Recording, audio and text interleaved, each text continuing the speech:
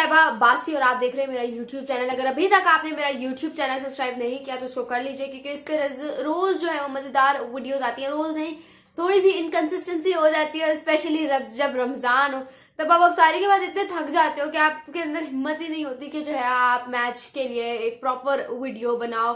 Match हम देख तो लेते हैं, लेकिन उसके लिए आप वीडियो कौन बनाए। लेकिन चले, मुल्तान सुल्तान वर्सेस पेशावर ज़ल्मी का बड़ा ही कोई इंपॉर्टेंट और क्रूशियल मैच था। उसमें आपने देखा कि एक क्वालिफायर था, मतलब जो भी टीम हारती उसको एक सेकंड चांस मिलता, लेकिन जो टीम जीतती वो सीधा फाइनल्स में जाती, वो सीधा अपना फाइनल्स के लिए टिकट बुक करवाती, जो कि मुल्तान सुल्तान मोहम्मद रिजवान की मुल्तान सुल्तान से बड़ा सक्सेसफुली जो है तरीके से उसको कर दिया। यानी कि यार आप इनकी कंसिस्टेंसी चेक करो, आप इनका स्टाइल चेक करो, आप देख लो कि मतलब ये बहुत एक ऐसी टीम है। सब कहते हैं कि पेशावर ज़ल्मी जो है वो एक ऐसी टीम है जो किसी से लड़ाई झगड़ा या इस तरह का कुछ नहीं करती, बट मेरे ख्याल से if you really ask me, तो मेरे ख्याल से मुल्तान सुल्तान वाहिद एक ऐसी टीम है जिसमें जो अपने काम से काम रखती है। If they are winning the match, they are winning the match, they are not gonna fight with anyone. कोई फजूल का ठंडा एग्रेशन नहीं दिखाती है टीम, ठीक है। और जहां पे इनको लगता है कि they can really win the game, वहां पे they can really lift the game up. Thrillers भी देते हैं and they like actually very good in terms of delivering it for their team. हर एक इंडिविजुअल प्लेयर जो है वो कंट्रीब्यूट करता है। पेशावर ज़ल्मी की तरह नहीं कि पूरी टीम जो है वो बाबर आजम या साइम अयूब पे चलती है। पेशावर ज़ल्मी की टीम आपने देखा होगा पूरी या तो बाबर पे चल रही है या तो साइम पे चल रही है, बल्कि दोनों पे ही चल रही है। कोई और ना बॉलिंग में कुछ करता है ना बैटिंग में कुछ करता है। टॉम कोलर कैडमो की तरफ से 24 रन आ गए, but what about the group stage matches. चलो बात कर लेते हैं when it mattered the most, ठीक है। किसी ने भी रिस्पॉन्सिबिलिटी लेके उस तरह से डिलीवर नहीं किया, उस तरह से रन स्कोर नहीं किए। सिर्फ बाबर, साइम और रोवमन पॉवेल, ये तीन वो वाहिद खिलाड़ी थे जो करते रहे and eventually their team reach the क्वालिफायर्स। वरना किसी ने भी, मैं कहती हूँ, कुछ नहीं किया। पूरी टीम जो है वो इन तीन खिलाड़ियों पे चल रही है। वहीं पे अगर आप दूसरी तरफ मुल्तान सुल्तान को देखें तो पूरे सब जो है वो कंट्रीब्यूट करते हैं। मतलब in short if I really talk about के टीम चल किस पे रही है, तो मुल्तान सुल्तान की टीम में आपको हर इंडिविजुअल प्लेयर परफॉर्म करता हुआ नजर आता है। आप देखते हो कि हर मैच में उनका different player of the match होता है। हर मैच में हर कोई जो है वो वाकई समझता है कि यहाँ पे हम खेलने आए। और स्पेशली तब जब आप जब आपकी टीम जीतती रहती है, हर वक्त जीत रही होती है। मतलब यार 4th कंसेक्यूटिव फाइनल खेलना आसान नहीं होता, ठीक है। It's road of, it's journey of lots of difficulties, ठीक है। लेकिन वो सारी डिफिकल्टीज मोहम्मद रिजवान जिस तरह से ओवरशैडो करके अपनी टीम को चला रहे होते हैं स्मूथ सरफेस पे, that is something to appreciate. Management अच्छी है, लेकिन व्हाट एक्चुअली मैटर्स इज कि आपका कप्तान क्या कर रहा है। और कप्तानी जिस तरह की मोहम्मद रिजवान की रही है, I am one of his biggest fans, in terms of captaincy. When you talk about his captaincy, मुझे मोहम्मद रिजवान बहुत अच्छे लगते हैं। जिस तरह के डिसीजंस वो लेते हैं, आप अभी का मैच उठा के देख लो, जिस तरह से उन्होंने बॉलिंग चेंजेस किए। If you really look at how the bowling system works, तो उसमें हर टीम करती क्या है कि 4 बॉलर्स यूटिलाइज कर लिए, 5 यूटिलाइज कर लिए ज्यादा से ज्यादा। लेकिन मोहम्मद रिजवान ने जिस तरह की बॉलिंग चेंजेस किए, 7 बॉलर्स उन्होंने लगाए, उसमें पार्ट टाइम स्पिनर्स भी थे, फास्ट बॉलर्स भी थे, प्रॉपर स्पिनर्स भी थे। तो ये चीज वाकई मैटर करती है कि कहाँ पे आपने वेरिएशंस लेके आनी है कप्तानी में, ठीक है। और उन्होंने हर एक नए बंदे को चांस दिया। आपने देखा होगा उस्मान खान जब आए थे तो वो सिर्फ बैटिंग नहीं करते थे, but he also use to wicket keep.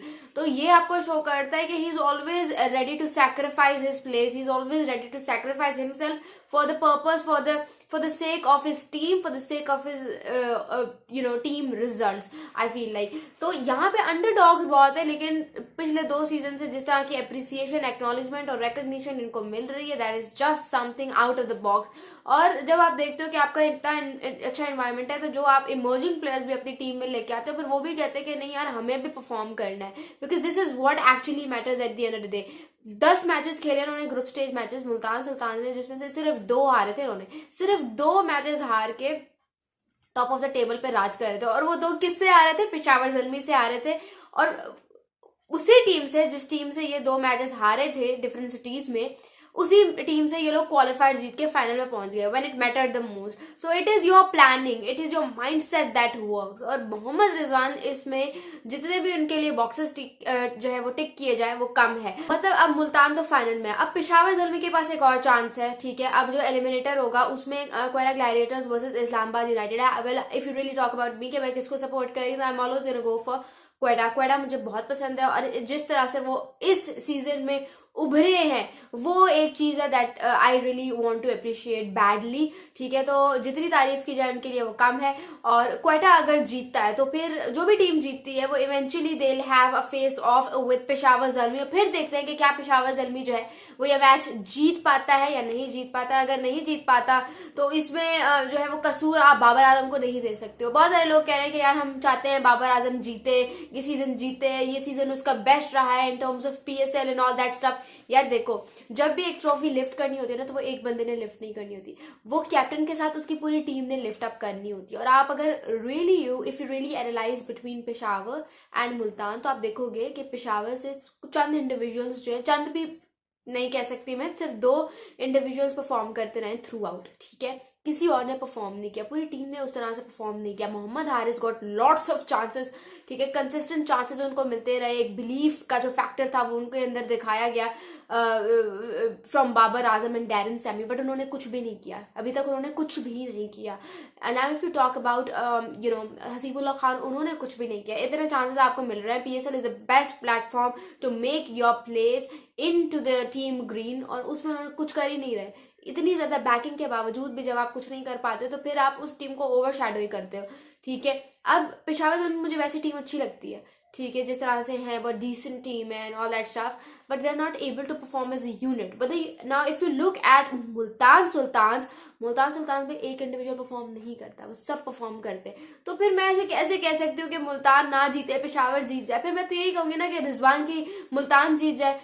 Technical बहुत ज्यादा है, साउंड बहुत ज्यादा है, काम decisions and all that stuff, उसके बाद भी मैच जीतना that is a cherry on top. So I feel like Multan really deserves to lift the PSL 9 trophy. आपको क्या लगता है? Do tell me in the comments below. अब बात करते हैं कि जो लोग कह रहे हैं कि बाबर आजम ने इनिंग्स बड़ी स्लो खेली.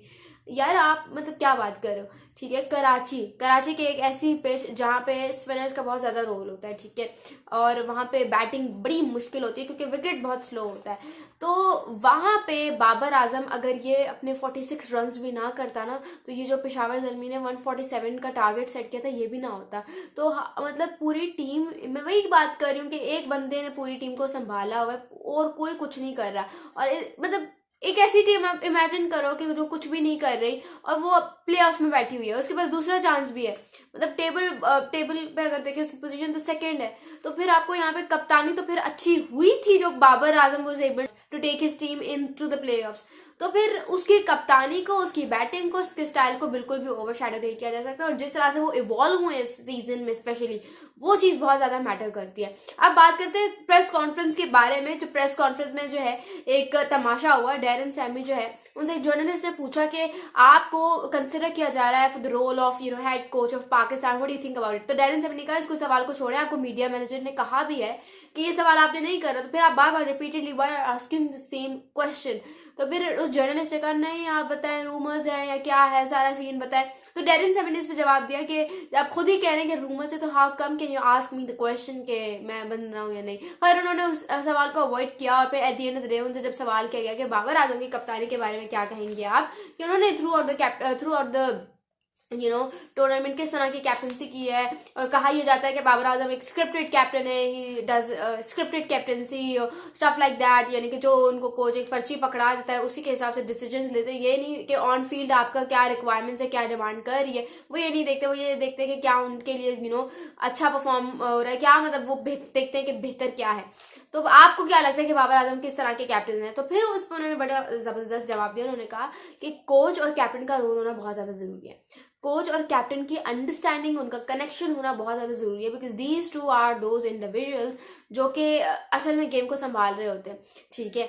तो अगर फॉर एग्जाम्पल उन्होंने अपनी मिसाल दी कि जब वो कैप्टन होते थे तो जब वो देखते थे ऑन फील्ड पे कुछ ऐसा वैसा हो रहा है तो वो ये कहते थे कि वो फिर याद करते थे कि अच्छा यहाँ पे अगर उनके कोच होते तो वो क्या करते, यहाँ पे अगर मैं खड़ा हूँ तो उनका कोच बैठ के क्या सोच रहा होगा। तो उन्होंने अपनी मिसाल दी, उन्होंने कहा कि Babar Azam is really a good captain. ये सिर्फ मैं नहीं, पूरी दुनिया कहती है कि ना सिर्फ वो एक अच्छा बैट्समैन, एक अच्छा कैप्टन भी है, इसी वजह से उसकी टीम आज प्ले ऑफ में बैठी हुई है। तो ये चीज़ उन्होंने बड़ी अप्रिशिएट की और हम भी यही मानते हैं कि बाबर आजम एक ज़बरदस्त कैप्टन है।